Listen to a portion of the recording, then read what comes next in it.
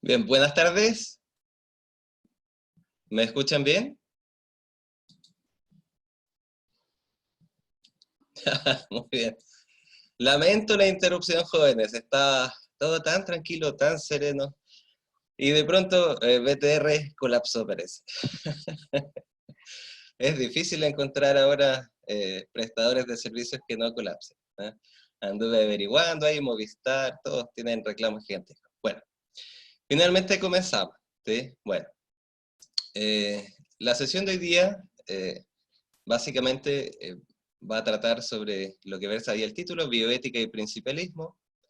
La sesión de cátedra la voy a dirigir yo. Luego en el taller nos vamos a dividir por secciones, por grupos. Y ahí vamos a trabajar el caso que dejó la profesora. ¿Bien? Veamos. La sesión ya la estoy grabando también para su tranquilidad y mi tranquilidad. Y luego la subiremos al portal. Hasta ahora, ¿cómo les ha ido con el portal? Con Canvas. ¿Bien? Bueno, bueno, intentemos ir mejorando eso, Javiera, ¿sí? ¿Se cae? ¿Qué experiencia han tenido ahí?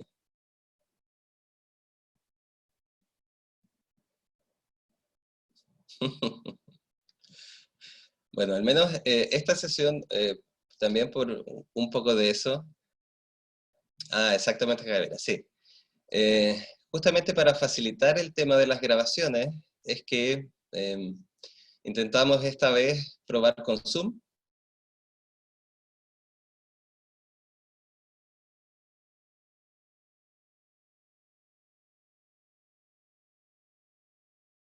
¿Sí? Yo he hecho clases con Zoom ya desde hace un tiempo, y es fácil vincularlas a YouTube o lo demás, ¿sí? Por ahora, de hecho, em, incorporé la grabación de la semana pasada a la plataforma y la subí a YouTube, así que ustedes deberían tener acceso a ella, ¿sí? Si la quieren revisar o si la han revisado, me confirman, ¿ven? Catalina, la grabación de la semana pasada, la que hicimos en Canvas, pero yo la pasé y la subí a YouTube, justamente para evitar estas cosas extrañas, ¿bien? Ya, comencemos entonces.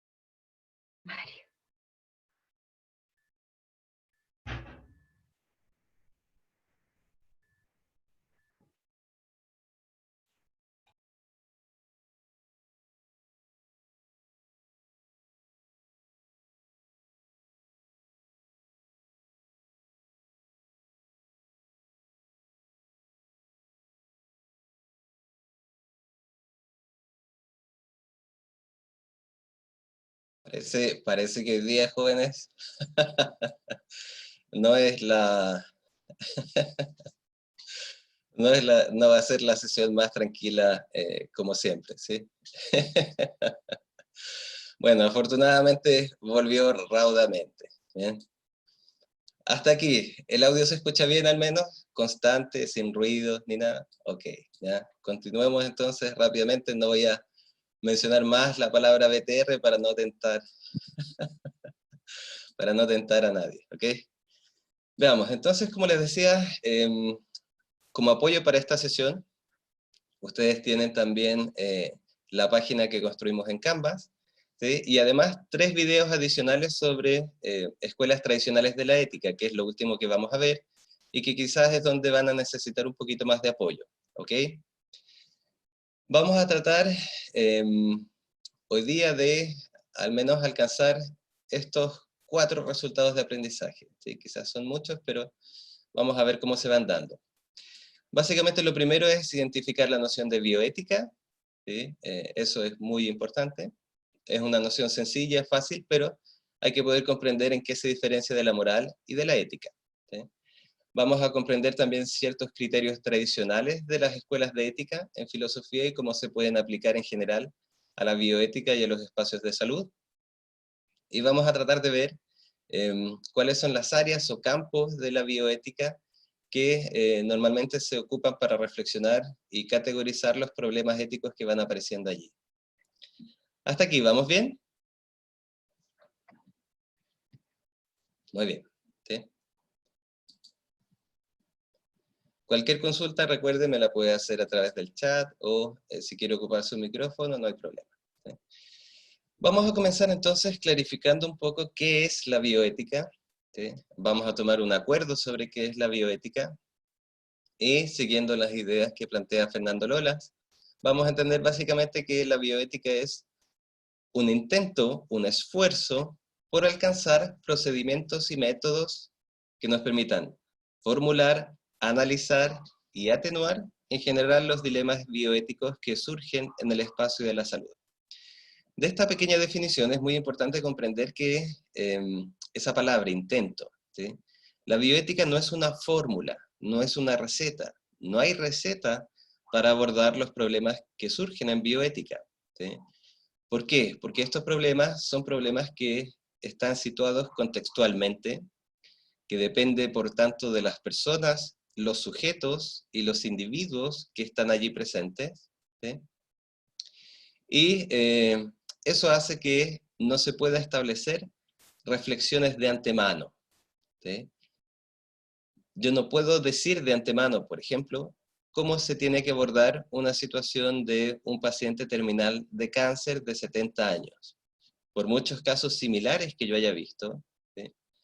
Eso no asegura ni garantiza que este nuevo caso de este paciente de 70 años que tiene un cáncer terminal sea el mismo. ¿Me explico?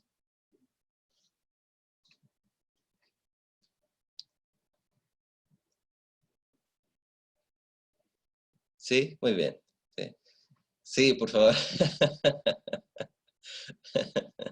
Deje de ocupar ahí la herramienta de lápiz, por favor. ¿Bien? Em, entonces, la bioética es este esfuerzo por alcanzar una reflexión, ¿sí? Y esa reflexión debe buscarse, debe intentarse. ¿Sí? Pienso, por ejemplo, hoy en día, las dificultades que tenemos para abordar las problemáticas que se suscitan a propósito del coronavirus. ¿Sí? Las problemáticas incluso que pudiesen antes haber parecido absurdas, por ejemplo, problemáticas que tienen que ver con la disposición de las mascarillas, con la disposición del recurso de las mascarillas, ¿sí?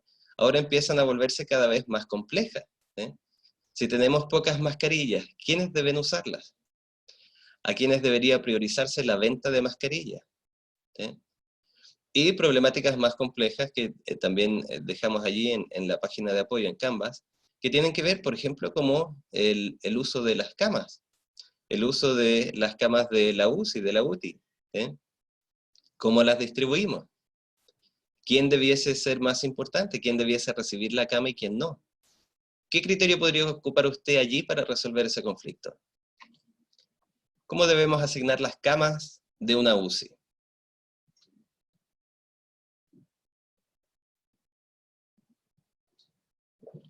Claro, evidentemente el criterio más natural es de acuerdo a la gravedad, ¿sí? Pero eso funciona y ese criterio es muy práctico cuando la escala de pacientes que necesitan estas camas es pequeña.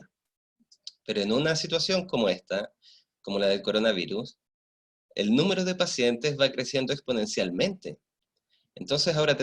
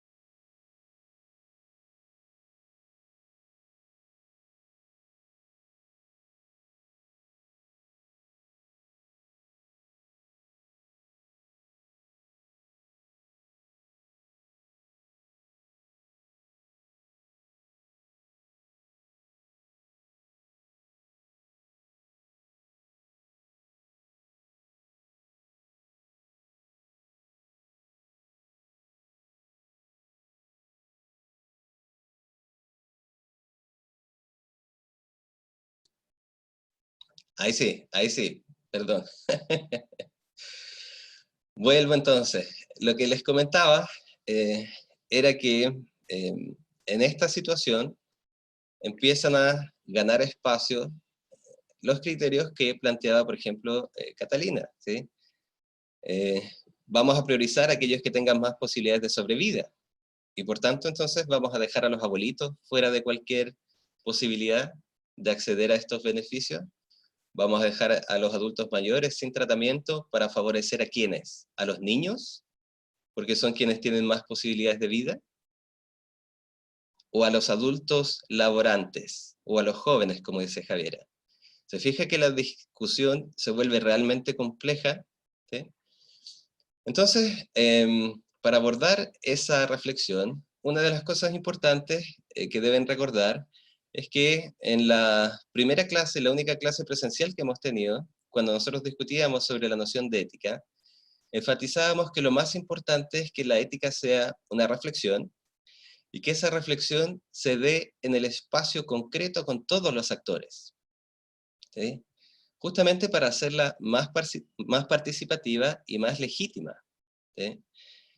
Si solamente el servicio de salud toma esta decisión, ¿sí?, los pacientes naturalmente van a sentir que se están tomando decisiones autoritarias, que no se están considerando sus necesidades y lo que ellos consideran importante.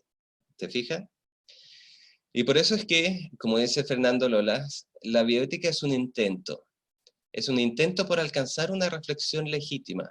Es un intento por hacer lo mejor posible en esa situación, por hacer un análisis adecuado que nos permita resolver esos dilemas. ¿Me explico?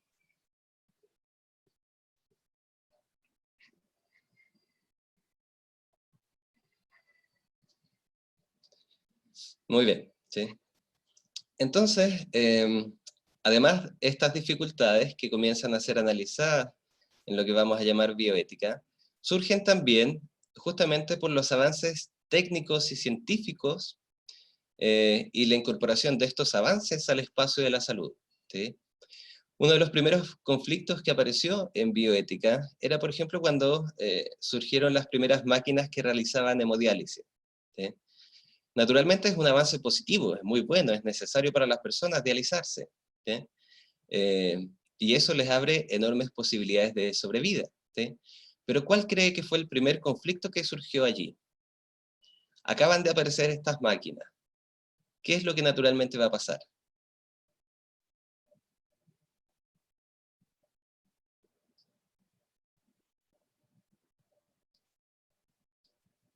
Exactamente, Javiera, ¿sí? ¿Quién debe usarla primero? Lamentablemente no tengo 50 máquinas para dializarse. Tengo algunas y probablemente su uso es muy costoso. Entonces debo preguntarme quién debe usarla. Y a raíz de ese tipo de dilemas, comenzaron a tomar forma lo que posteriormente se van a llamar comités de ética, ¿sí? Y así empieza a ganar un poco más de cuerpo esta reflexión bioética. Los campos problemáticos que ha ido encontrando la bioética a lo largo del tiempo, ¿sí?, pueden ser clasificados más o menos de la siguiente forma, ¿sí?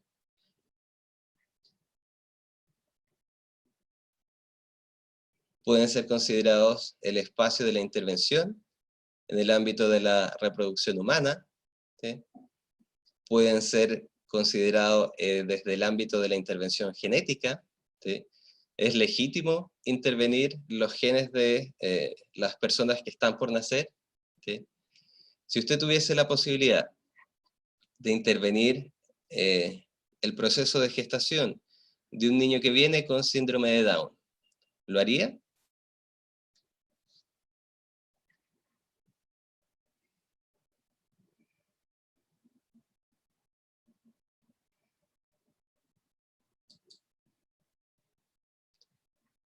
Repito nuevamente.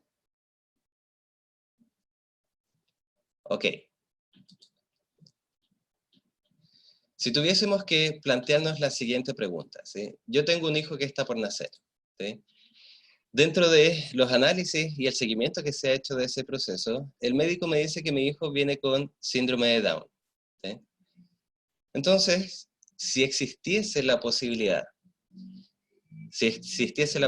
técnica de corregir genéticamente el desarrollo de mi hijo, ¿sería correcto hacerlo?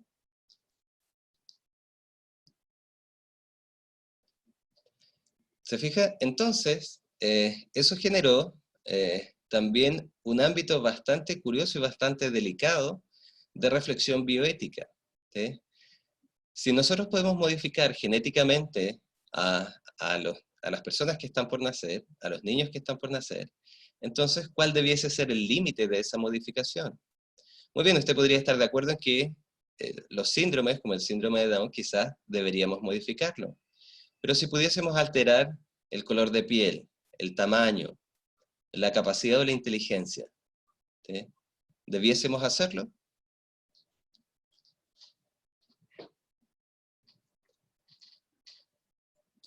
¿Se fija? En la práctica, como dice Javiera, al final tendríamos la discusión si producimos hijos, por decirlo así, a medida, como dice usted, ¿sí? O producimos hijos en base a nuestras expectativas, a lo que queremos, ¿sí? Y allí comienza toda una problemática, ¿sí? Entonces, en bioética se han dado y se han ido conformando a lo largo del tiempo áreas problemáticas, ¿sí?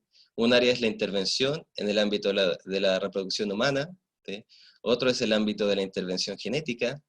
Otro ámbito problemático y igualmente difícil hoy en día es el ámbito de la distribución de los recursos del sistema de salud, como decíamos ahora. Las camas, las mascarillas, ¿cómo deben distribuirse? ¿En base a qué criterio? Piense, por ejemplo, además, cómo se distribuye la salud en nuestro país. ¿Quién tiene los mayores recursos y la mayor capacidad para enfrentar el coronavirus en nuestro país?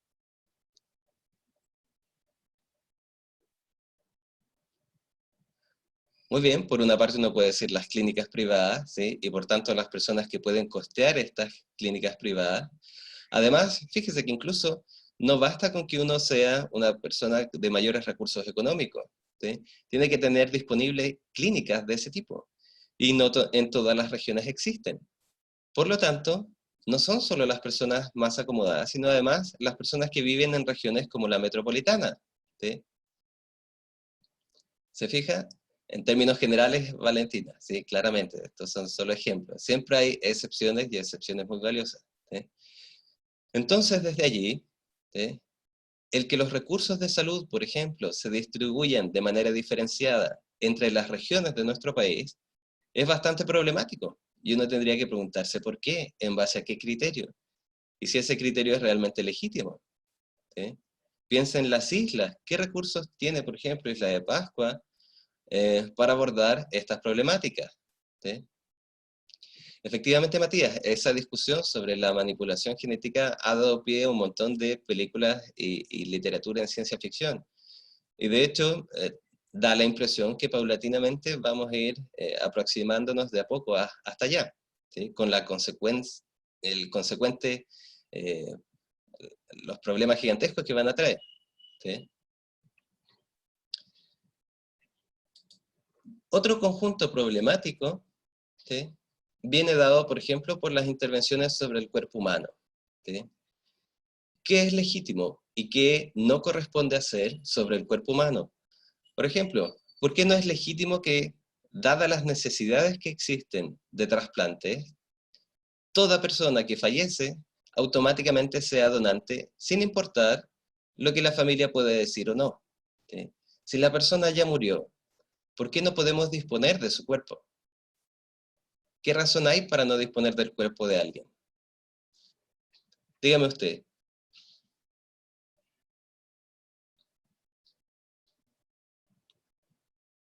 ¿Por qué no puedo inmediatamente disponer de esos órganos? ¿Sí? Muy bien, supongamos lo que dice Catalina. Si la persona en realidad no quería ser donante en vida, ¿por qué debemos seguir consintiendo su voluntad una vez que ya falleció? Si allí ya no está su persona. Usted me dice, claro, hay que respetar las creencias, pero la persona ya no está. ¿tiene sentido respetar las creencias de una persona que ya no existe?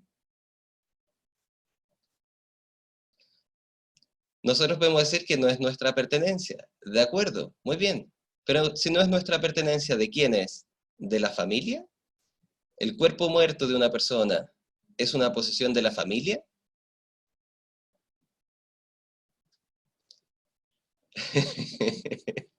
¿Ve la discusión que se genera? Es muy fácil generar discusión en torno a esto, ¿sí? Pero es un problema realmente serio, ¿sí? De hecho, históricamente, siempre fue un problema serio qué se hace y qué se puede hacer con el cuerpo de una persona que ha fallecido, ¿sí? ¿Es posible que el cuerpo sirva para investigación? ¿Es posible que el cuerpo de alguien sirva para ser trasplantado? ¿Podemos hacerlo? ¿Sí? Otro tipo de problemáticas, todas estas problemáticas las vamos a ir viendo de a poquito a lo largo del curso, ¿sí? Yo solamente ahora se las mapeo para que vean el tipo de cuestiones difíciles que vamos a discutir. Otro tipo de ámbito es la manipulación de la personalidad, ¿sí? Muy en boga en su momento a propósito de lo que pasaba en el ámbito educativo. ¿Se acuerda que durante un buen tiempo, usted probablemente formó parte de esas generaciones, ¿sí? Cuando empezaron a surgir los medicamentos que inhibían ciertas conductas en los niños, los famosos Ritalin, Adalix y todas esas cosas, ¿sí? En educación comenzaron a ser muy requeridos porque los niños y niñas, de alguna manera que no eran funcionales a la dinámica del sistema educativo, ¿sí? El establecimiento solicitaba intervención, ¿sí? Y llegaba al neurólogo infantil, y este les prescribía ciertos medicamentos. Claro, el niño funcionaba, ¿sí? En el sistema, ¿sí? Estaba allí en el sistema, ¿sí? Pero en la práctica, ese niño no podríamos decir que estaba 100% allí, ¿sí? Su mente estaba un poco más embotada, un poco más ido, ¿sí? No participaba, no irrumpía así el espacio, lo que era muy funcional para los profesores, ¿sí? Pero tampoco participaba, ¿sí? Entonces, ¿hasta qué punto es legítimo modificar la conducta? Entendiendo que modificar la conducta tiene un fin, que ese fin es hacer funcional al individuo a cierto espacio, ¿sí? Entonces, fíjese lo complejo que es, ¿sí? En filosofía, hace mucho tiempo también salió un libro muy reconocido que era Más Platón y menos Prozac, a propósito de cómo las personas tendían a tratar sus cuadros depresivos o sus situaciones anómalas a través de medicamentos y no por medio de su propia reflexión, superación, etc. ¿Sí? Entonces, ¿hasta qué punto es legítimo manipular la personalidad? Es una cosa igualmente compleja, ¿sí? Enormemente compleja, ¿sí? De más está decir la experimentación con seres humanos. Vamos a ver casos terribles, como el caso que aparece allí, el caso Tuskegee, ¿sí? Cómo se experimenta con personas con fines científicos, pero en la práctica es una experimentación abusiva y que pasa por encima de cualquier derecho que pueda tener esa persona. Y al mismo tiempo, los límites, especialmente hoy en día, que ponemos a la experimentación con seres vivos no humanos, ¿sí? Desde hace ya muchos años se está llamando la atención sobre la primacía o el primado valórico que otorga el ser humano a su propia especie, ¿sí? Por sobre las otras especies animales, ¿sí? Un filósofo muy interesante que quizás a usted le pueda servir si es animalista es Peter Singer. Peter Singer tiene una reflexión bastante interesante sobre si los animales debiesen tener derechos o no, y qué justifica la atribución de derechos, porque fíjese que no es solamente decir, sí, los animales tienen derechos, sí, sí, la rana debe vivir. No, hay que entregar una justificación de por qué ese derecho debe ser garantizado, o limitado, o facilitado, y de alguna manera, y al mismo tiempo permitirnos existir, ¿sí? Entonces Peter Singer se hace cargo de esas cuestiones que son difíciles y que de alguna manera están siendo cada vez más importantes en nuestro espacio social, ¿sí? Gracias a Dios, Lucía, por ahí, la experimentación animal dejó de ser tan potente como era antes, ¿sí? No, yo creo que en la práctica no se ha erradicado, pero ha mejorado muchísimo esas circunstancias, ¿sí? Y el último campo, y no menos importante, es el de la intervención y la interacción con el medio, ¿sí? Igualmente es un espacio de reflexión bioética, como el espacio de la salud, de alguna manera, debe relacionarse o vincularse con problemáticas ambientales. Recuerde que, dependiendo de cómo entendamos la salud pasa también por medios saludables, por tener espacios de vida saludables, ¿sí? El mundo que me rodea no es simplemente un anexo a mi vida, es aquello que permite mi vida y que permite cierto tipo de calidad de vida, ¿sí? Entonces, incluso reflexiones sobre la cantidad de áreas verdes que debiese existir por persona se vuelven interesantes e importantes para la bioética. Piense de nuevo hoy en día, en estas circunstancias en las que estamos, lo importante que es para los niños tener un espacio donde estar. No es lo mismo estar en cuarentena en un departamento de 20, 30 o 40 metros cuadrados que en una casa con patio lateral, patio frontal y patio trasero, ¿sí? ¿Se da cuenta? Entonces, todo ese tipo de reflexiones se vuelven relevantes e importantes para la bioética, ¿sí? ¿Cómo vamos hasta ahí?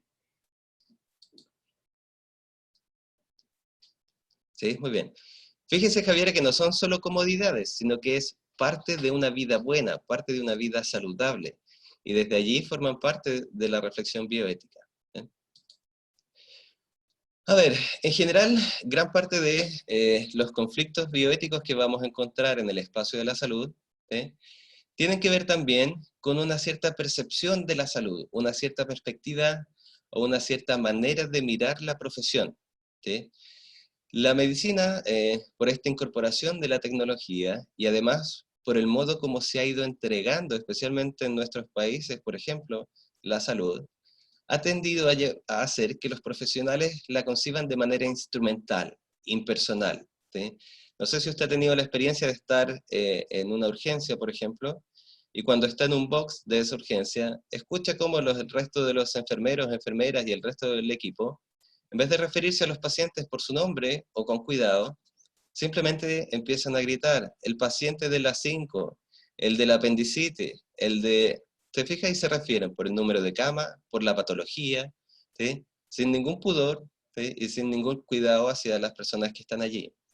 Eso, claro, uno puede mirarlo rápidamente y decir es que son malos profesionales, pero es más complejo que eso, ¿sí?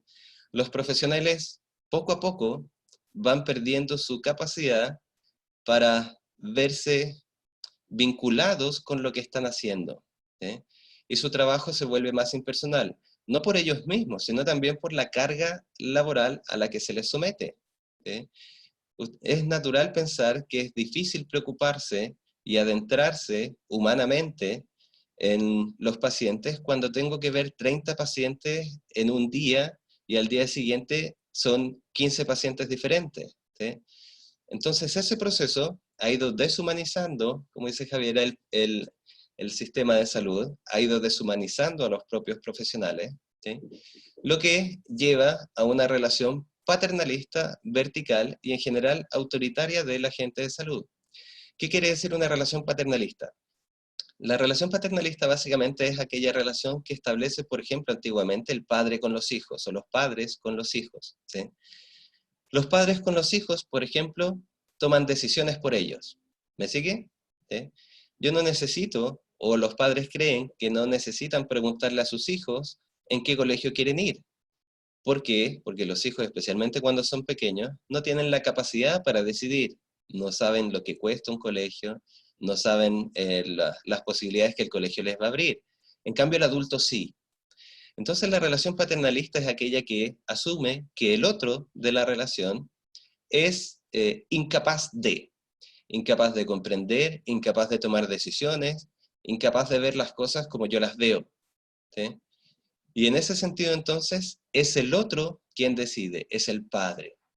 En los equipos de salud tiende a darse esa relación paternalista porque muchas veces se concibe a los pacientes como incapaces de decidir. Si veo frente a mí un adulto mayor, probablemente desde sus prejuicios morales, usted considere que el adulto mayor, especialmente si está en una situación crítica, por ejemplo un adulto mayor con cáncer, usted sienta que él es incapaz de comprender lo que le va a decir. Entonces, en vez de hablar directamente con el paciente, toma usted una decisión y habla con la familia. O toma usted una decisión y le dice qué es lo que debe hacer.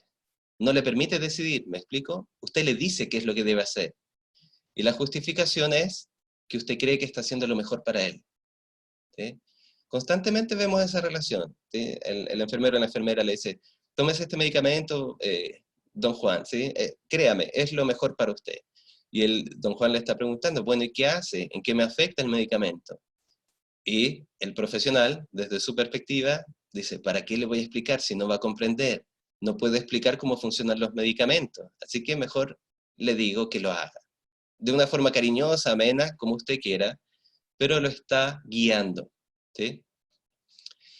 En ese mismo sentido es que hablamos de relación vertical. ¿Sí? Relación vertical en términos de verticalidad de poder. El profesional, y recuérdelo muy bien, ¿sí? El profesional siempre tiene más poder que el paciente. Tiene poder porque primero es profesional, segundo, porque él tiene conocimientos que el profesional, o sea, que el paciente no tiene, y desde allí eso le da poder a usted. ¿Sí? ¿Hasta aquí vamos bien? ¿Sí? Muy bien. No pierda el hilo en el chat, es muy fácil perderse, ¿bien? Y después, ¿qué hace? Va a revisar la grabación, ¿ya? No lo haga, ¿sí? Aprovechemos, como dice Valentina, que BTR sigue en pie, ¿sí? Bien, todo este tipo de situaciones entonces lleva a conflictos y dilemas bioéticos, ¿sí? Lo que quiero que noten aquí, y esto es muy importante por favor, es que los conflictos bioéticos y los conflictos morales que vemos en los espacios de salud no siempre se producen porque los profesionales o los pacientes no puedan entenderse. Se producen muchas veces por la estructura profesional, ¿sí? Por el modo en que la profesión se ha construido y consolidado en nuestro país, por ejemplo. ¿Sí? A veces es el espacio el que genera los conflictos, pero son las personas las que deben resolverlos y abordarlos. ¿Sí? ¿Cómo entonces se propone abordarlos? A través de la deliberación bioética. Una palabra que deben notar desde ya es esa que aparece allí, deliberación. ¿Sí? La deliberación quiere decir básicamente encontrar el camino correcto, ¿sí? Reflexionar de entre todas las posibilidades que tenemos y que surgen en un diálogo, cuál es el camino correcto para nosotros, no para mí como profesional, para nosotros que estamos en esta situación. ¿Sí? Y tradicionalmente la deliberación a lo largo de la historia de la bioética, ha tenido varias escuelas o varios criterios. Una de esas escuelas, uno de esos criterios, es lo que se ha llamado el principialismo. Probablemente el principialismo usted lo va a escuchar, si no lo ha escuchado ya, en un montón de ocasiones. ¿Sí?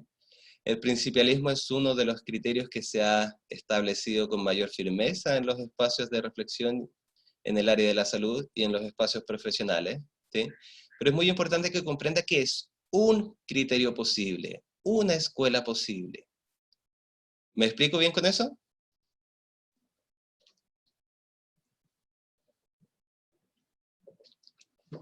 Ya, muy bien. ¿Sí?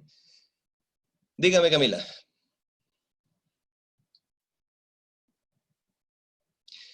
Por escuela me refiero como a tradición. ¿Sí? Por ejemplo, cuando pensamos en la definición de enfermería, no existe solo una definición. Está la definición que dio, si mal no recuerdo, Florence Nightingale, está la definición de enfermería que dio el sujeto I y el sujeto Z. Esas son escuelas, es decir, son tradiciones, ¿sí? Son formas o perspectivas de concebir el problema. Acá en filosofía y en bioética tenemos perspectivas diferentes para, exactamente, paradigmas si quieres, ¿sí? Quizás esa es la noción más clara, ¿sí? Y dentro de esos paradigmas, el principialismo es uno. Ahora lo vamos a explicar, Francisca, ¿sí? Lo que quiero que noten entonces es que el principialismo es un paradigma posible para deliberar en bioética, La ética de la virtud es otro paradigma posible, la ética kantiana es otro paradigma posible, pero el que más se ha asentado es el principialismo. ¿Ven? Entonces, ¿de dónde viene el principialismo? ¿De dónde viene la palabra? ¿Sí? El principialismo viene entonces de la palabra principio. El principialismo propone principios de acción, principios que orienten nuestras acciones, como al modo de un instrumento de análisis. ¿Sí? Es como si tuviésemos reglas. Cada principio es una regla que me ayuda a medir la situación, a evaluarla y a tratar de encontrar una salida. ¿Sí? Los principios, como dice allí en el esquema, colaboran en el proceso de deliberación, colaboran en el proceso de análisis, ayudan. ¿Sí? La regla le ayuda a usted a construir un cuadrado, pero la regla no construye el cuadrado. ¿Me explico? ¿Nota la diferencia? Es una herramienta que utilizo. ¿Sí? Y por lo tanto depende de quién la utiliza y cómo la utiliza, y eso va a ser muy importante en el principialismo. ¿Sí? Los principios bioéticos o principialismo históricamente aparecen allí en 1978 con lo que se llamó el informe Belmont, que trataba de echar claridad sobre cómo distribuir los recursos y abordar los dilemas que surgen en el espacio de la bioética. ¿Sí? No necesariamente es que hubiera un medio para un fin, ¿sí? En la práctica es más o menos así, ¿sí? Pero entiéndalo más como una regla, como una especie de guía u orientación. Porque al final soy yo quien elige si los ocupa o no. ¿Sí? Soy yo quien decide si los cree adecuados o no. ¿Sí? Lo más importante que hay que comprender desde ya es que estos principios del principialismo, que van a ser 4, ¿sí? Son generales. Exactamente, Dani, sí, es como un instructivo, como una especie de pauta. ¿Sí? Son principios generales y abstractos. ¿Por qué eso es relevante? Porque al ser principios generales, no pueden responder de antemano qué es lo correcto. ¿Me explico? Es una especie de instructivo, de orientación, pero que mediante mi reflexión se vuelve útil y beneficioso en la práctica. Por ejemplo, siguiendo la analogía de la regla. Usted tiene una regla. ¿La regla sola le basta para construir una figura? No, claramente no, porque la regla está ahí parada, ¿sí? Está tirada en la mesa. Necesita lápiz y necesita ¿qué más? ¿Qué necesito yo para construir una figura? El papel, la hoja, muy bien, todos esos son medios. Pero ¿qué necesita además? ¿Cómo sabe qué es lo que va a dibujar? Exactamente, pues, la persona, su conocimiento. Usted es quien toma todos esos medios, vamos a ocupar esta palabra, generales, porque un lápiz sirve para hacer un montón de cosas, la regla sirve para hacer un montón de cosas. ¿Sí? Usted toma esos principios generales y mediante su razonamiento, mediante su imaginación, en una situación concreta, usted puede dibujar la figura que deseaba. ¿Lo ve? Acá es lo mismo. Estos principios son generales y abstractos, son reglas generales, igual que la regla y igual que el lápiz. ¿Sí? Pero esos elementos no construyen en sí mismos, María Constanza, el modelo. El modelo está en mi cabeza. Yo ocupo los instrumentos para construir el modelo que quiero. ¿Sí? Acá, la finalidad de la reflexión, el entregar justicia, el entregar beneficencia, etcétera, está en mi cabeza. Y yo tomo esas reglas y las aplico en un caso para ver en qué consiste allí alcanzar la justicia, alcanzar lo bueno, etc. ¿Sí? En la práctica, claro, es que ahí es un poco la discusión. ¿Sí? Los principios bioéticos, los 4 principios del principialismo, ¿sí? Normalmente no van a ser, como lo dice usted, malos, ¿sí? No pueden ser mal implementados, ¿sí? Porque la reflexión la construyo yo, junto a otros, ¿sí? Entonces, un principio no me va a guiar necesariamente a hacer algo malo. Pero ¿qué puede ocurrir? Si después de hacer el análisis, como vamos a ver a lo largo del semestre, usted no se siente del todo representada o representado con el análisis, entonces yo puedo clarificar mi posición y decir que no estoy de acuerdo, que no me parece, ¿sí? Eso es lo que llamamos una toma de posición. Frente a un conjunto de dilemas, nosotros tomamos posiciones. Frente al aborto, usted va a tener que tomar posición. Frente a la eutanasia, va a tener que tomar posición. Pero lo importante que quiero que vean es que, en rigor, en una reflexión ética, todos participamos.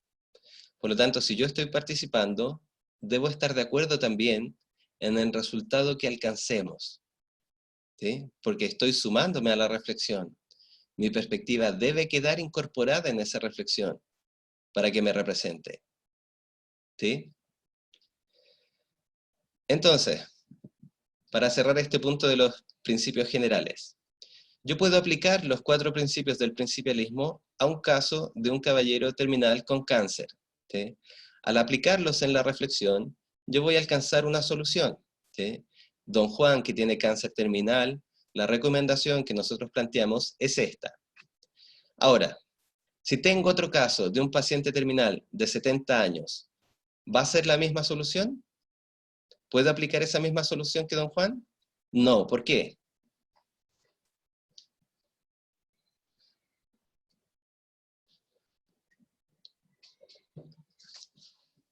Exactamente, ¿sí? Porque son personas distintas, porque es un sujeto distinto, porque la circunstancia, aunque la patología sea la misma, es distinta. Por lo tanto, los principios tienen que volver a aplicarse una y otra vez, ¿sí? Una y otra vez. La reflexión bioética a través del principialismo siempre tiene que realizarse. No importa que haya visto, entre comillas, 20 casos similares. Cada caso es diferente, ¿sí?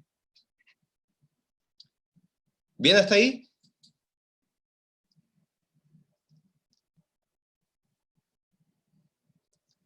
Muy bien, ¿sí? Entonces, ¿cuáles son, y más o menos a grosso modo, qué significan estos principios del principialismo? ¿Sí? A ver, Diego Gracia es uno de los pensadores bioéticos que contemporáneamente ha reflexionado más sobre el tema.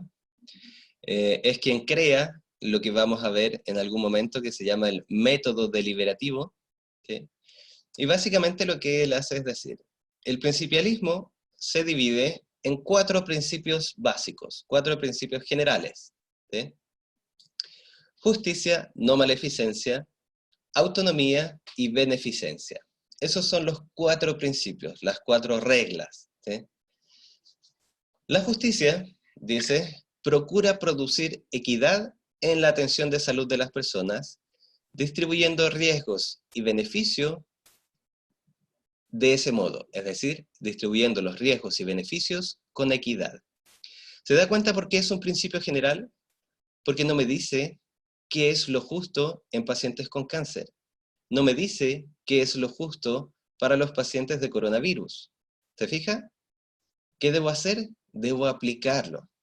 Entonces yo me pregunto, si la justicia es distribuir con equidad riesgos y beneficios, puedo preguntarme ahora, con respecto a los procesos de atención del coronavirus, ¿los riesgos y beneficios se están distribuyendo de manera equitativa entre las personas?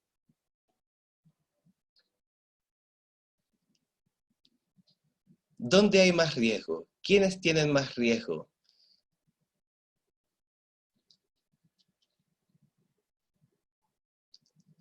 Muy bien, entonces yo tendría que preguntarme ahora, por ejemplo, a propósito de los adultos mayores, ¿sí? Si entre los pacientes adultos mayores del coronavirus se está distribuyendo de manera equitativa los riesgos y beneficios. No, pues, ¿ve? Y ahí uno va exactamente viendo cómo el criterio de justicia no se está cumpliendo. Desde un momento, por ejemplo, en que hay pacientes adultos mayores que con mayores ingresos tienen menos riesgos porque reciben más beneficios, a adultos mayores, por ejemplo, que están en hogares abandonados y que tienen menos recursos para hacerse cargo de su propia patología. ¿Lo ve? Entonces allí aplicamos el principio de justicia, la regla de justicia, para ver si se está cumpliendo el principio o no. La pregunta, Javier, era básicamente si en las personas, en los pacientes adultos mayores, ¿sí? Que son pacientes de coronavirus, se está distribuyendo de manera equitativa los riesgos y beneficios. Por ejemplo, si tienen acceso a los mismos beneficios, a los mismos tratamientos, a los mismos recursos, ¿sí? Y claramente ahí la respuesta es no, y por tanto, evidentemente, el principio de justicia no se está cumpliendo. ¿Lo ve? El principio de no maleficencia es más complejo, ¿sí? Porque de partida usted tiene que ver que el nombre está en negativo, no maleficencia, ¿sí? No producir daño. La no maleficencia entonces es una regla, un principio que dice, procura la obligación de prevenir y no producir ningún daño adicional e innecesario al de la propia práctica de salud. Es decir, cuando usted coloca una inyección, ¿está produciendo daño?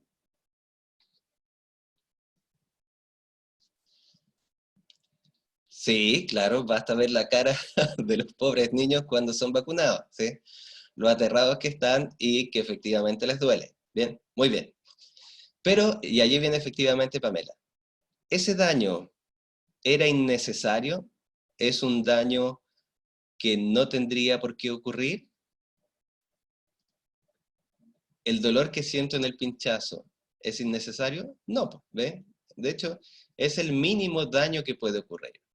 Ahora, usted no logra encontrar el lugar para hacer el pinchazo, ¿sí? Pincha una vez, no resulta. Busca, pincha de nuevo y no resulta. ¿Qué va a hacer? ¿Va a buscar una tercera vez? ¿Y va a pinchar?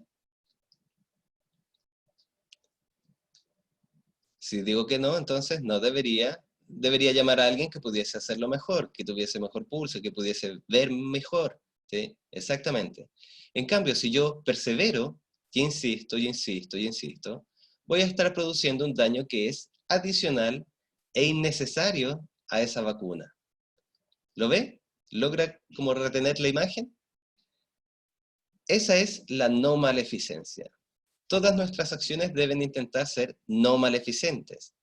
Y por tanto, antes de realizar un procedimiento, usted debe resguardar que no se vaya a producir ningún daño innecesario ni adicional. Estoy tranquilo para buscar la vía, estoy calmado, tengo los elementos necesarios, la persona está calmada para hacerlo, ¿sí? Especialmente con niños eso es bien interesante, ¿eh? Bueno, a estos dos principios, la justicia y la no maleficencia, Diego Gracia los llamó ética de mínimos. Porque si se fija, estos dos principios es lo mínimo que uno podría exigir para una acción ética en salud, ¿sí? Que exista justicia en la distribución de los recursos y que no se produzca daño adicional.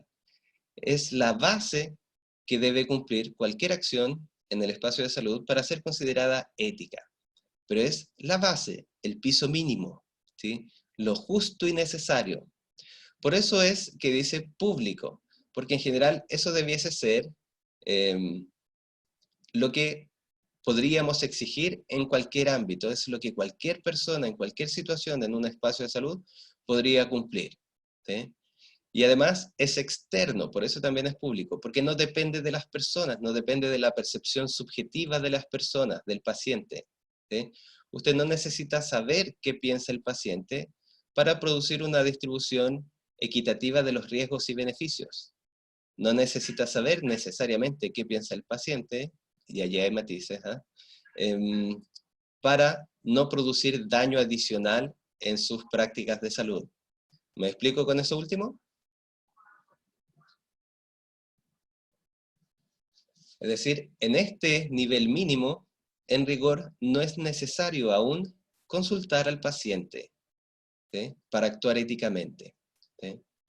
Ahora, en la otra dimensión, en los otros dos principios, sí es necesario consultar al paciente. Y usted sabe, por las prácticas de salud que ha visto, ¿sí? Que no siempre es posible preguntar al paciente, ¿sí? Si un paciente llega en coma, ¿sí? ¿Puedo consultarle sobre sus deseos, sobre lo que quiere que sea su proceso de atención de salud? No, ¿se fija? Porque está en coma, está inconsciente, por lo tanto es imposible, ¿sí? En la ética de máximos, entonces, lo que pasa a ser fundamental es el paciente, la perspectiva del paciente. Así tenemos el principio de autonomía. ¿Qué dice la autonomía?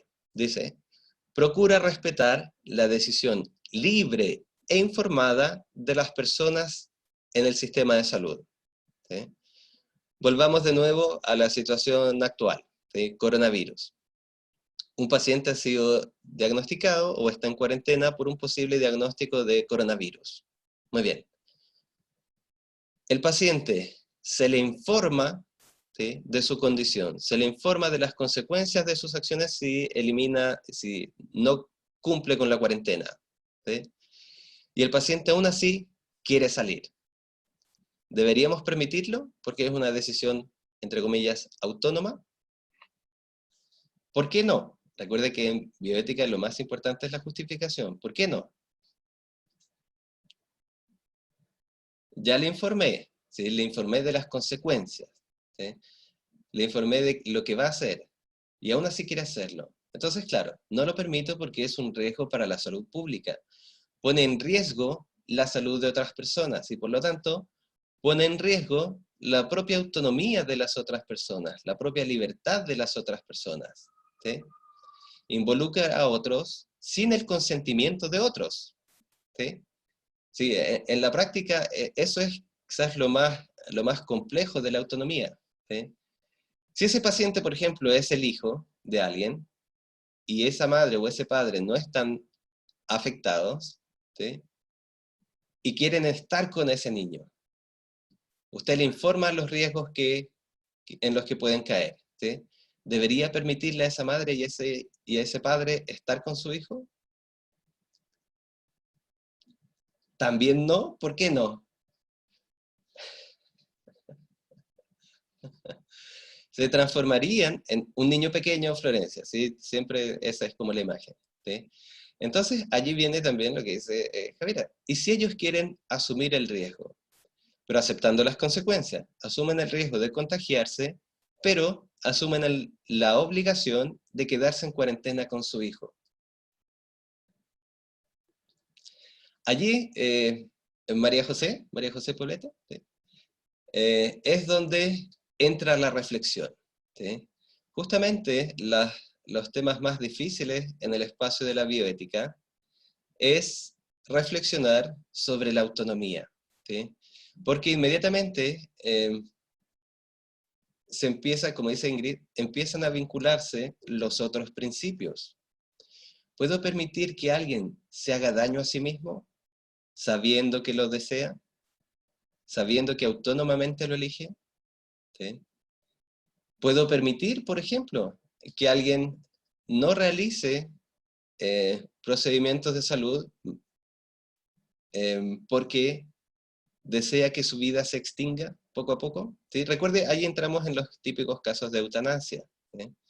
¿Es posible la eutanasia? ¿Es necesaria? ¿Debemos permitirla?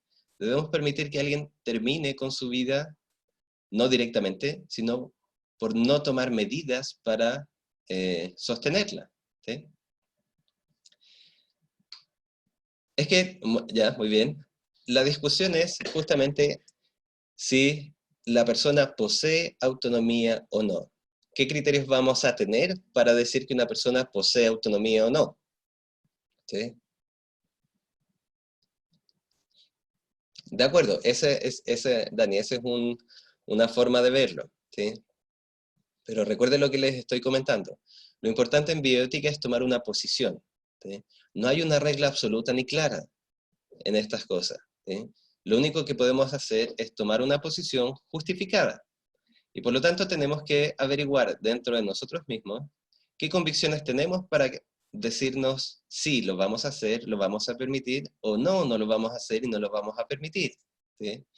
No vamos a entrar en rigor todavía en la discusión sobre la eutanasia, porque es un tema bastante más complejo y largo, ¿sí? Pero quiero que vean que a través de ese principio entran grandes conflictos en bioética, ¿sí? La salud debe respetar la voluntad de las personas o debe respetar siempre la vida de las personas. ¿Sí? Ahora vamos a lo de máximos. Camila pregunta entonces por qué es de máximos y por qué es privado. Entonces, primero es de máximas porque no siempre podemos saber qué era lo que la persona deseaba. No siempre tenemos personas autónomas frente a nosotros. Por lo tanto, es un máximo porque es algo deseable, pero no necesariamente es algo que ocurra siempre. Por eso les ponía el caso del paciente que llega en coma, ¿sí? Idealmente yo me hubiese gustado tener la perspectiva de lo que el paciente quiere para su vida, pero en estas condiciones no es posible. Por lo tanto, es un ideal que no puedo alcanzar, ¿sí? Lo mismo con la beneficencia. ¿Y por qué es privado? Porque obedecen los contenidos de estos dos principios, tienen que ver con la subjetividad de la persona, con el mundo privado de las personas, ¿sí? La autonomía refleja la libertad de la persona, los deseos de la persona para su propia vida, y eso es privado, es de su mundo subjetivo. Y la beneficencia también refleja lo que cada uno desea o cree que es bueno para sí. ¿Me explico? Por eso son máximos, porque en el ideal a nosotros nos gustaría respetar ambos principios, ¿sí? Pero no siempre. Exactamente, mundo privado, no sistema privado, ¿sí? Se refiere a la subjetividad.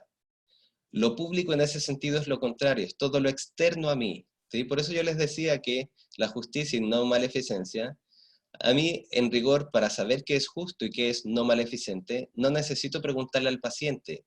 Yo sé de antemano que cuánto sufrimiento, cuánto dolor puede provocar un procedimiento y qué significa una distribución justa y equitativa de los riesgos y beneficios. No necesito preguntar al paciente. En cambio, en la autonomía y la beneficencia, es el paciente quien me muestra esa autonomía, es el paciente quien me muestra lo que desea para sí. ¿Me explico? Por eso es privado, ¿sí? Subjetivo. ¿Vamos bien hasta ahí?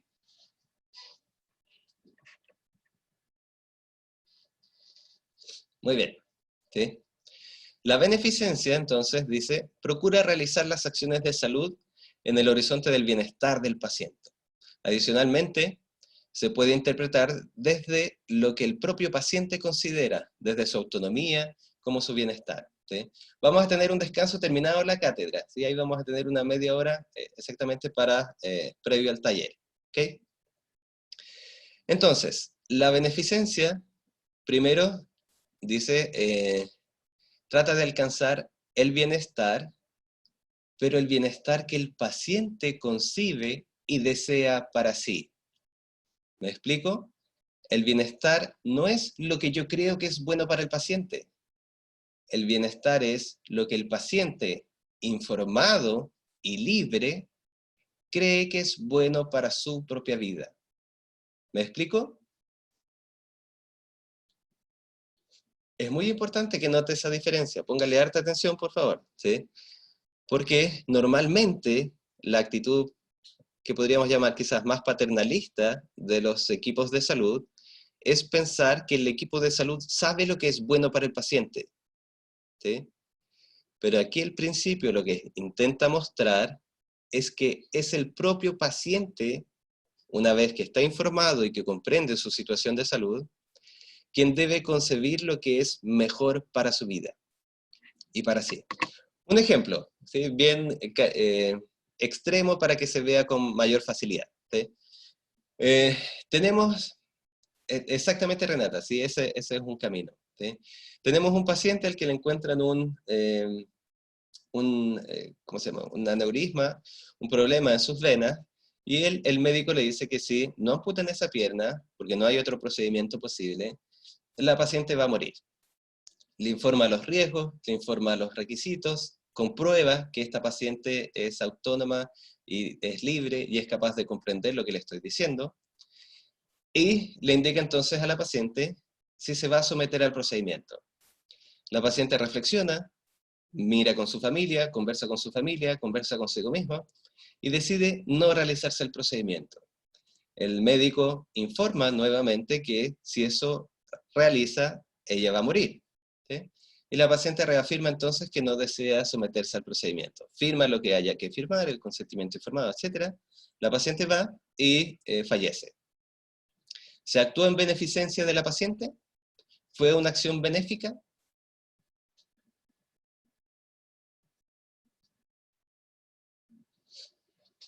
Ya.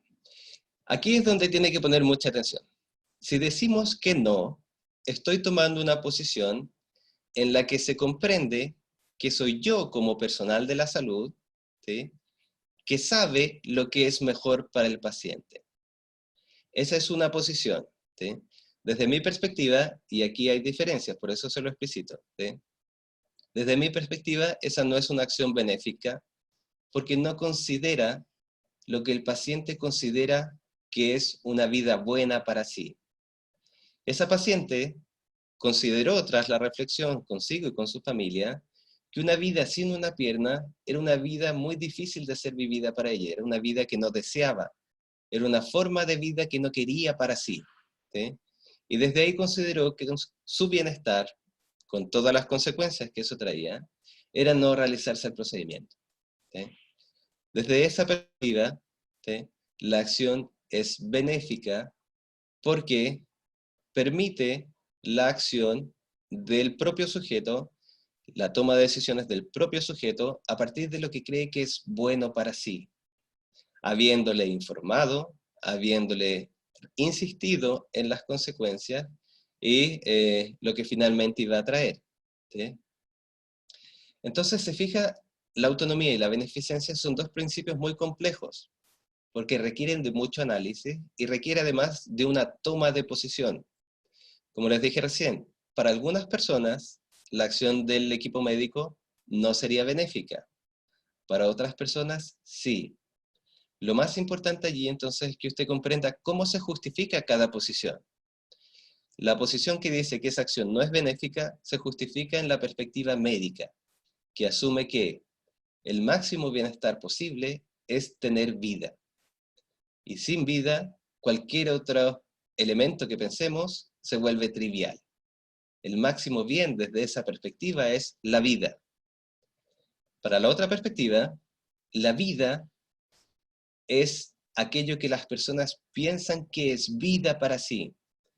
Una vida no necesariamente es una vida biológicamente viva, es una vida que puede ser vivida. ¿Me explico? Por eso, allí es donde usted, especialmente en el espacio de la salud, tiene que tomar posición. Usted como profesional de la salud va a pensar que la vida biológica es el bien máximo, o va a pensar que la vida es aquello que el individuo significa como vida. No es que, claro, no es que en realidad se contrapongan, es que a veces resulta muy difícil ver cómo dar cuenta completa de todos. Por eso es que es muy útil la distinción entre máximos y mínimos. Sin importar cuál sea su posición, la ética de los mínimos debiese cumplirse siempre, ¿sí? Y luego, todas las diferencias debiesen estar en los máximos. Si respetamos o no la autonomía, si respetamos o no la beneficencia, si podemos acceder a lo que el sujeto quiere. ¿Me explico? De a poquito y a través de los ejercicios vamos a ir viendo cómo se van materializando, ¿sí? Lo importante es que vea, como ve usted, que no es tan fácil lograr que los cuatro se cumplan a la vez, ¿sí?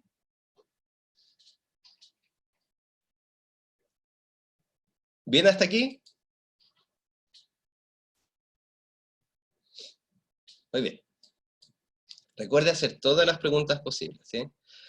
Ahora vamos a revisar muy rápidamente, por eso en la página le dejé 3 videos donde puede profundizar en estas otras escuelas u otros paradigmas para abordar los problemas en bioética, ¿sí? La perspectiva de Aristóteles, ese caballero que aparece allí, ¿sí?, puede ser muy interesante, especialmente para aquellos que creen que la vida misma es lo importante, ¿sí?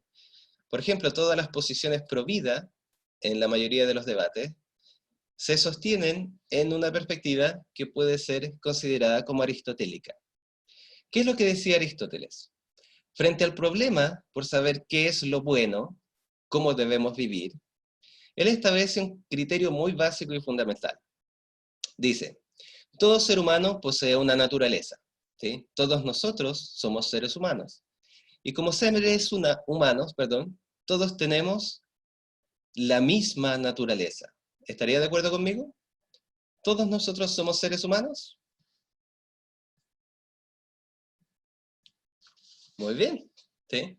Ahora, si todos somos seres humanos, eso significa que todos tenemos un conjunto de características comunes que nos hacen iguales, que nos hacen ser seres humanos, ¿sí? Por lo tanto, dice Aristóteles, ¿qué es lo bueno? Lo bueno va a ser aquello que justamente permita el desarrollo de esa naturaleza. Y malo, o negativo, o indeseable, va a ser todo aquello que vaya contra esa naturaleza. Por ejemplo, todos nosotros en nuestra naturaleza necesitamos alimentarnos, ¿sí? Por lo tanto, va a ser bueno todo aquello que permita la alimentación, ¿eh? Pensemos, por ejemplo, en una planta, ¿sí? ¿Qué es lo más básico que hace una planta? Que está viva. Una planta viva, ¿qué es lo más básico que hace?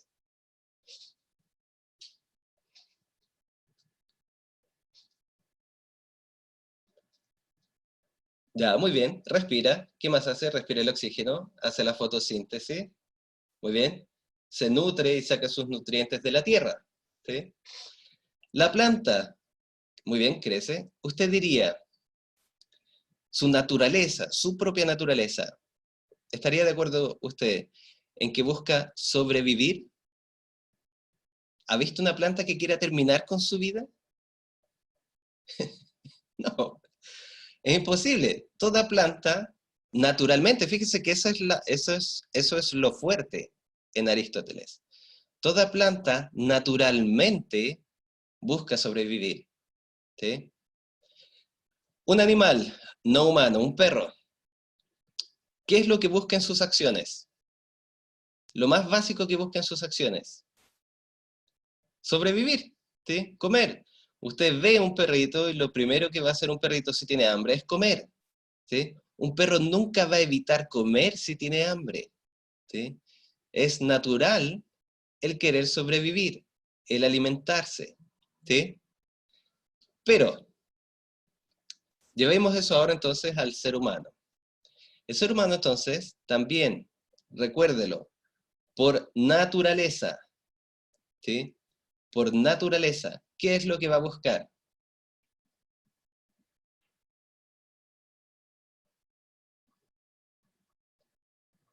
Comida, pero ¿para qué? ¿Para qué el animal humano busca comida? Para sobrevivir, ¿sí? Entonces, ¿qué dice Aristóteles? Aristóteles dice, va a ser bueno todo aquello que permita el desarrollo de esa naturaleza. Concéntrese, concéntrese, se va a perder usted después y no va a tener otra explicación, ¿ya? Nos quedan como 10 minutos, 15 minutos, ¿bien? Entonces, ¿qué es lo que dice Aristóteles? Es bueno todo aquello que permite el desarrollo de esa naturaleza, ¿sí? Todo aquello que permite el desarrollo potencial de esa naturaleza. Y en la medida en que nosotros actuemos conforme a nuestra naturaleza, ¿sí? Vamos a ser felices, ¿sí? Ya vamos a esa discusión sobre el otro, ¿sí? En rigor, en Aristóteles por ahora concéntrese en que lo importante para él, el criterio, es que es bueno todo aquello que desarrolla la naturaleza. ¿Por qué le digo que este es un criterio que es muy compartido por las posiciones pro vida? ¿Sí? Porque Aristóteles intenta mostrar que desde la naturaleza, desde la propia esencia natural del ser humano, se busca y se tiene como fin la vida. Por lo tanto, esa discusión que teníamos sobre la madre, sobre la mujer que iba a vivir sin una pierna, ¿sí? Desaparece porque desde la posición aristotélica, la vida misma, el sobrevivir, el existir, es lo que debe resguardarse, Ese es el máximo bien, por eso se los decía así. Claro, no necesariamente es un pensamiento más antiguo, es un pensamiento, ¿sí? Hoy en día y contemporáneamente hay personas que lo sostienen, ¿sí?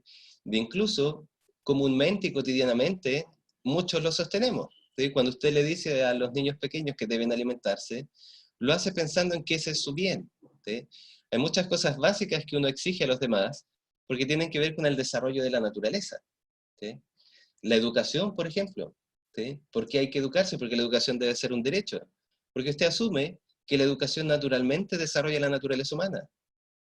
Pero ¿qué pasa si alguien podría decir, siguiendo su misma línea, y si alguien no quiere educarse, deberíamos permitirlo? ¿Se fija que el criterio de Aristóteles toma valor? Porque parece un daño enorme permitir que alguien no se eduque, ¿sí? La discusión sobre el aborto es otro tema complejo, no vamos a entrar por ahora, ¿sí? Solamente quiero que se vaya comprendiendo cómo surge el criterio aristotélico. ¿Vamos más o menos claros hasta acá?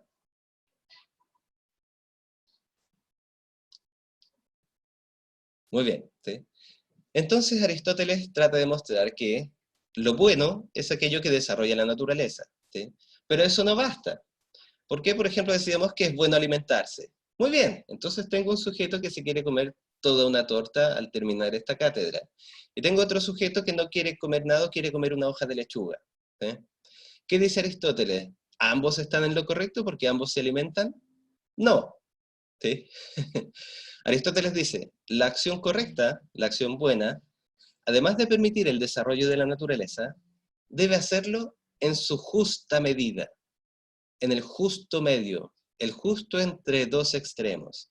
Entre comerse esa torta gigantesca y la hoja de lechuga, ¿cuál es el justo medio?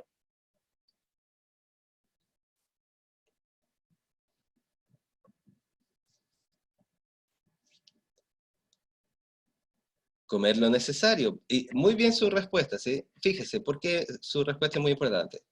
Porque es comer lo necesario, pero no para cualquier organismo. Es comer lo necesario para quién.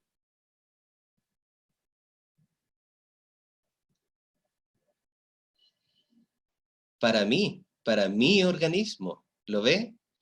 Por eso la ética es una ética práctica, porque cada individuo debe velar por cuál es el justo medio dentro de las acciones que él ve como dos extremos posibles, y de acuerdo a su propia medida, ¿sí? El justo medio de un niño no es el justo medio de un adulto. El justo medio de una persona con textura delgada no es el justo medio de una persona con contextura gruesa o grande, ¿sí? Entonces, eso es otra cosa que Aristóteles refiere, ¿sí? Lo bueno es todo aquello que por naturaleza permite su desarrollo, y además aquello que da en el justo medio entre esas dos acciones posibles, ¿sí? Pensemos, por ejemplo, en la situación de la madre. ¿Cuál podría haber sido el justo medio allí? Un extremo era permitir que se fuera para la casa. Otro extremo era operarla al día siguiente. ¿Podría haber habido un justo medio? Una posición intermedia que permitiese el desarrollo de la naturaleza de esa persona y al mismo tiempo su satisfacción, ¿sí? ¿Bien? Hasta allí, ¿cómo quedamos con Aristóteles? Fíjese que la presentación que le hice es muy general y muy esquemática, por eso usted debe estudiar desde la plataforma, ¿ya? Y por ahí quizás suba algo más de Aristóteles. Parece fácil en realidad, Ingrid, pero no lo es tanto. Bien, el que sí es complejo, y por eso me voy a detener ahí un poquito, es Kant. Kant es otra escuela, otro paradigma, ¿sí?, que propone criterios para resolver problemas, no solamente en bioética, sino en ética en general, ¿sí? Es muy ocupado, como deben haber visto ustedes en el material que envió la profesora, en los códigos deontológicos. ¿Por qué existe el deber? ¿Por qué los profesionales de la salud tienen un deber? ¿Por qué las enfermeras y enfermeros tienen un deber? ¿Sí? Se fundamentan esas ideas en la propuesta de Kant. ¿Qué es lo que dice Kant? La deontología kantiana. ¿Qué quiere decir deontología? Que es una lógica o una ética del deber, ¿sí?, que se basa en el deber. Así como Aristóteles se basaba en lo que es la naturaleza humana, Kant se basa en la idea de deber, ¿sí? ¿Cuáles son los supuestos que Kant propone? Kant básicamente dice, todo ser humano es libre y capaz de adquirir autonomía. Un niño es libre, cierto, por naturaleza es libre. Pero usted no me va a decir que un niño es autónomo para elegir, pero puede llegar a ser autónomo a medida que va aprendiendo, a medida que es capaz de medir las consecuencias, a medida que se da cuenta de que sus acciones tienen repercusiones, se va volviendo autónomo, ¿sí? Además, supone que todo ser humano posee lo que él llama una experiencia moral, es decir, que es capaz de sentir, de vivir, de tener una vivencia moral, ¿sí? Cuando alguien está pidiendo una moneda en la calle, usted puede tomar miles de acciones posibles, seguir de largo, darle la moneda, esquivarlo, mirar para otro lado, hacer como que saca el teléfono y mira el teléfono. Tiene miles de opciones, ¿sí? Pero algo que todos tienen en común es que tuvieron la experiencia particular, una vivencia, de que ese sujeto demandaba algo de ustedes, pedía algo de ustedes. ¿Me explico?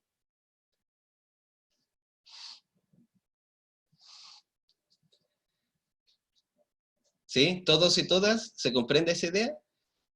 Esa vivencia de sentir que el otro está pidiendo algo de mí, exigiéndome algo, ¿sí?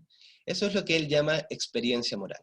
Entonces, somos sujetos libres y somos sujetos que tienen esta experiencia. Es decir, Javiera, que tiene... a ver, por ejemplo, yo veo a un niño llorando en la calle, ¿sí? Por un momento usted siente algo, siente que debe hacer algo, siente que debe movilizarse de alguna forma.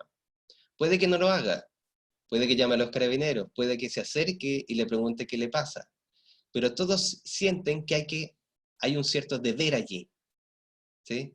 Hay algo que hacer, hay algo que me está pidiendo que yo haga algo, ¿sí? Claro, no podemos verlo como de manera similar a un sentimiento, pero es más bien, por eso digo, una vivencia, ¿sí? Es como Kant le llamaría la experiencia del deber, ¿sí? ¿Sí? Luego voy a responder las preguntas particulares, ¿sí? Porque si no me pierdo un poquito, ¿ya? Y recuerden que me las pueden hacer también por correo o en el espacio ahora de taller, ¿sí? Voy a avanzar un poquito para cerrar, ¿no? Entonces, ¿cuál es mi deber? Es lo que se pregunta Kant. No se pregunta cuál es mi naturaleza, se pregunta cuál es mi deber, ¿sí? ¿Cómo va a responder a esta cuestión? Primero, lo primero que hay que resolver es que si somos libres, ¿cómo es posible que yo tenga deberes? Si soy un sujeto libre, ¿por qué debo tener deberes? ¿Sí? Lo segundo que él trata de responder o de abordar es qué es lo que tenemos que mirar para responder cuál es mi deber. ¿Sí? Y esta quizá es una de las cosas más curiosas y no tan fáciles de entender en Kant. ¿Sí? A ver, para averiguar cuál es el deber nuestro, Kant se da cuenta que sea lo que sea que nosotros pensemos hacer, sea lo que sea que tengamos o nos propongamos actuar, el resultado de mis acciones no está en mi control. Por ejemplo, volviendo a la situación que les comentaba, el niño está llorando, ¿sí? Usted se propone libremente ir a ayudarlo para contenerlo y preguntarle qué le pasa, ¿sí? Sin embargo, comienza su movimiento, comienza a dirigirse hacia allá y se tropezó, ¿sí? Por lo tanto, no logró ayudar al niño, no logró contenerlo. ¿Actuó mal?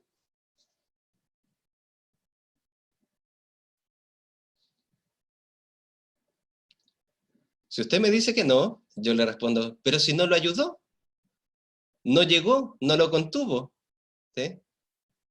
Entonces, como dice María Inés, tuvo la intención.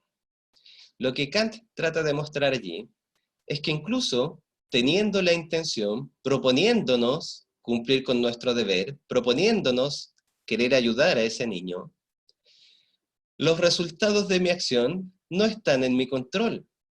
Yo no tengo control sobre lo que ocurre en el mundo, ¿sí? Yo quería partir la clase, ¿sí? Llegué media hora antes, ¿sí? Estaba todo preparado y dispuesto. Sin embargo, justamente al momento de empezar la clase, BTR se cortó, ¿sí? ¿Estaba bajo mi control eso? No, ¿ve?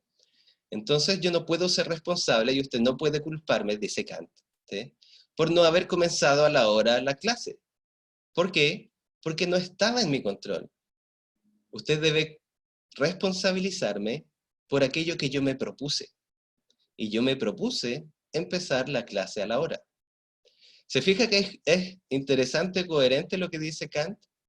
En muchas ocasiones nosotros nos proponemos hacer lo correcto, ¿sí? Pero el mundo, y cómo resultan nuestras acciones en el mundo, me lo impiden, ¿sí? Entonces lo que se intenta mostrar justamente es que el deber debe ubicarse en la intención, en proponerse un tipo de acción, ¿sí? Porque también pasa lo contrario. Hay sujetos que realizan acciones que desde la perspectiva de los demás son correctas, pero nunca tuvieron la intención de actuar correctamente. Me encuentro un saco de billetes gigantesco, ¿sí? Pienso por un momento, si me lo quedo, probablemente me castiguen, así que mejor voy, lo devuelvo y espero una recompensa. Llego con el saco de billetes a Carabineros. Carabineros me aplaude por la buena acción que yo realicé, que soy una persona correcta, que cumplo con mi deber. Vienen las noticias y me aplauden también. Y el dueño del saco de billetes finalmente me entrega una recompensa, ¿sí? Entonces, ¿actué bien? ¿Significa eso que actué correctamente? No, no, pues claramente no actué correctamente porque actué pensando en obtener dinero, en no recibir una sanción por quedarme con el saco de billetes, ¿sí? Y en esperando ser alabado por los demás. Nadie podría decir que eso es correcto. ¿Te fijas? Yo realicé exteriormente lo que los demás esperaban, pero mi intención nunca fue correcta. Nunca quise cumplir con mi deber. ¿Lo ve? Entonces, lo que dice Kant es que hay que tratar de averiguar si las personas realmente cumplen con su deber, si se proponen libremente cumplir con el deber, más que mirar los resultados de la acción. En salud, jóvenes, eso es realmente complejo, ¿sí? Hay muchas situaciones donde se producen negligencias. Si nosotros evaluamos por los resultados de las acciones, inevitablemente, cada vez que usted produzca daño a otro, aunque no sea intencionado, se le va a sancionar. Y para algunas personas debería sancionársele, ¿sí? Desde la perspectiva de Kant, hay acciones que yo voy a realizar que quizás no tienen los resultados esperados, pero que yo realicé tratando de cumplir con mi deber. Y en ese sentido, no debiese responsabilizárseme por el resultado de la acción, ¿sí? Por eso es que esto se utiliza especialmente en los códigos de ética, ¿sí? Porque permite además de antemano decirle a los profesionales cuál es su deber, ¿sí? Su deber es tratar respetuosamente al paciente, lo sabe de antemano, ¿sí? No necesita tener al paciente al frente, usted ya sabe que debe respetarlo. Es que ahí, Camila, es donde empiezan los matices, ¿sí? Lo importante entonces para Kant es que esa intención sea buena, más allá si logro, por ejemplo, entregar el saco y donarlo, más allá si logro entregarlo a Carabineros, ¿sí? Y recuerde, Ingrid, aquí en Kant no estamos aplicando los principios son propios de la escuela o del paradigma que llamamos principialismo. En Kant estamos proponiendo otros principios, ¿sí? Que es la idea del deber, ¿sí? Entonces, ¿cómo podemos saber si una persona está cumpliendo con su deber? ¿Sí? Lo primero que tenemos que hacer es que la persona nos tiene que poder decir, o podemos indagar, cuál era el fin que se propuso para su acción, ¿sí? ¿Cuál era la finalidad que se proponía al actuar de esa forma? ¿Sí? Y luego aplicamos una regla. ¿Cuál es la regla aquí? ¿Sí? La regla es esa frase que aparece allí al final. Obra siempre de tal manera que consideres tanto a tu propia persona como a la de los demás, siempre como un fin y nunca meramente como un medio. ¿Qué quiere decir eso? Una forma para tratar de medir cuando las personas están actuando correctamente o no, es fijarse, por ejemplo, si cuando actuamos con otras personas, las tratamos como un medio, como un objeto, o las tratamos como un fin, es decir, como sujetos que pueden decidir libremente por sí mismos. Sígame con el ejemplo que aparece allí. Un sujeto quiere ser un asesino, ¿sí? Quiere matar a otro. Cuando yo decido matar a alguien, salgo a la calle y mato a alguien. ¿Cómo estoy tratando, cómo estoy considerando a aquel sujeto que yo mato? ¿Lo trato como alguien que puede elegir o lo trato como un mero objeto? Como un mero objeto, ¿se fija? Simplemente como algo frente al cual yo aplico mis fines. Tú me vas a servir para esto, tú me vas a servir para poder yo matar a alguien. Si aplico la regla kantiana, entonces esa acción es incorrecta porque estoy tratando a alguien como un objeto. ¿Qué pasa ahora si yo quiero matar a alguien, ¿sí? Y pregunto, ¿quién desea terminar con su vida? ¿Sí? Y viene un sujeto y me dice, yo deseo terminar con mi vida y estoy de acuerdo en que tú termines con mi vida. Si yo lo hago, si yo mato a esa persona, ¿estoy en lo correcto?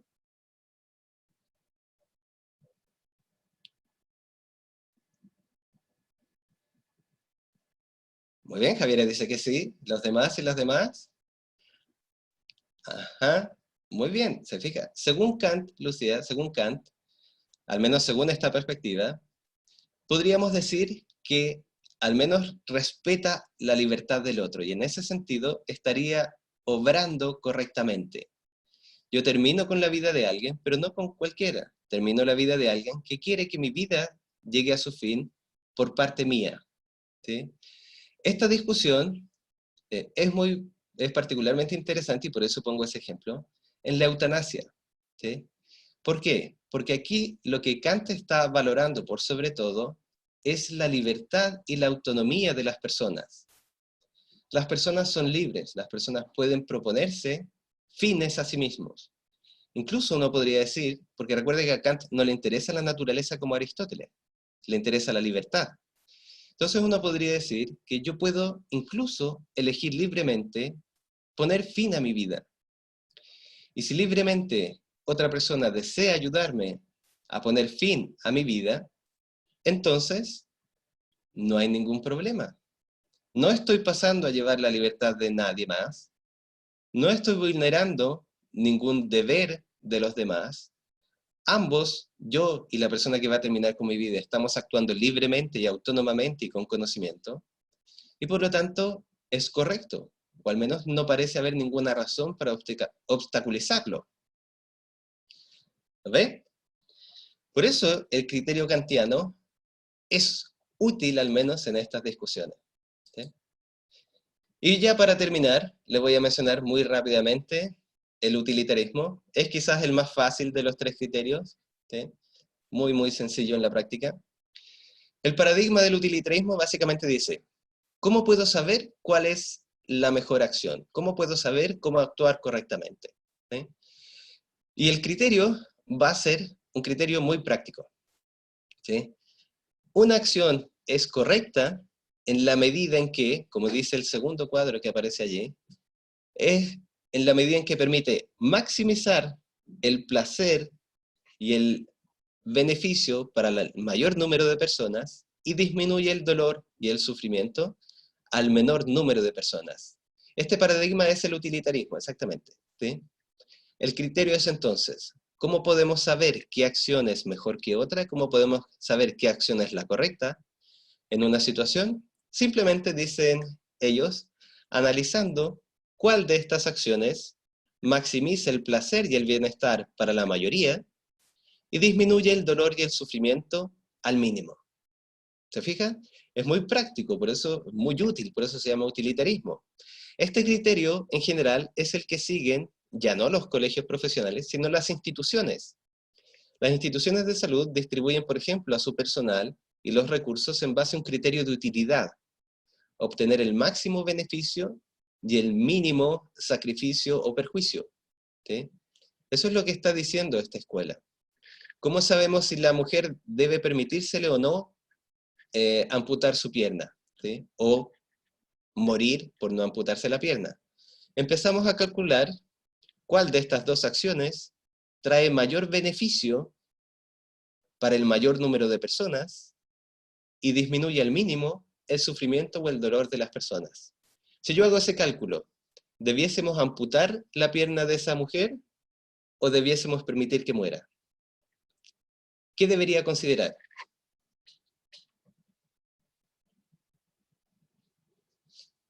Hay que amputar, pero ¿qué debería considerar?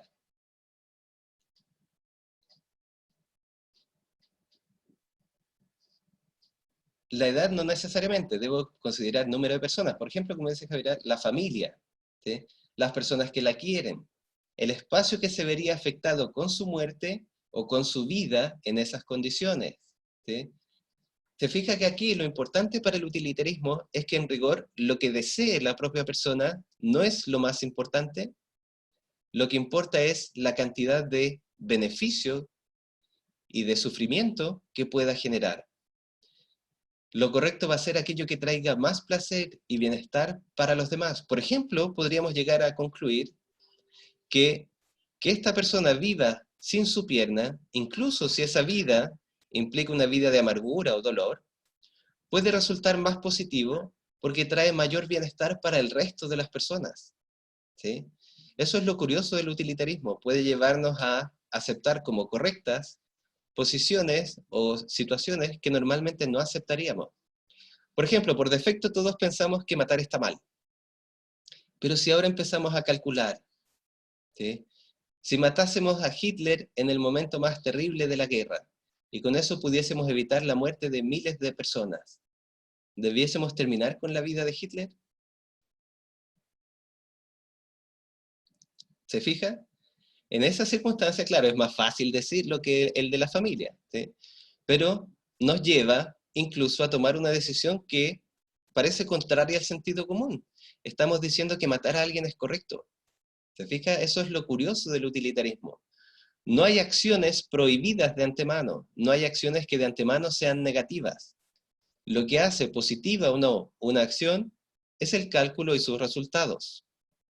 ¿Se fija? ¿Sí? No necesariamente justifica la producción de carne, ¿sí, Ingrid? Pero, porque de hecho, como les mencioné, Peter Singer es no necesariamente utilitarista, pero pragmático, es muy cercano a esta escuela. Y en su argumento muestra justamente por qué el respeto a los animales y cierto nivel de derechos es necesario. ¿Sí? Por eso es tan interesante Peter Singer. ¿No? Bien, ¿se comprende el utilitarismo? ¿Sí? El criterio es maximizar el placer y el beneficio para la mayoría y disminuir el dolor y el sufrimiento para el mínimo. Y tras ese cálculo tomamos las decisiones. No importa si el sujeto va a recibir mucho sufrimiento o va a sufrir mucho, lo que importa es el cálculo entre cuánto se sufre y cuánto se obtiene de beneficio. ¿Sí? Bien, jóvenes, ¿qué vamos a hacer entonces? A ver, nosotros vamos a dar un recreo, ¿sí? Como uno de unos 20 minutos hasta las 4:30, más o menos. Y, muy bien, muchas gracias, María Constanza. Y luego nos vamos a reunir en Canvas, ¿sí? Para hacer el trabajo de taller. No a través de Zoom, sino a través de Canvas. ¿Ya? De allí les vamos a dar las indicaciones y cómo vamos a proceder. ¿Les parece? Muy bien, gracias a Dios, ahí BTR nos sostuvo un tiempo, ¿sí? Voy a pausar la grabación, nos reunimos a las 4:30, ¿sí? Cualquier duda o inquietud, acuérdense, pueden escribirme a mi correo personal, ¿bien? Nos vemos entonces en un ratito más.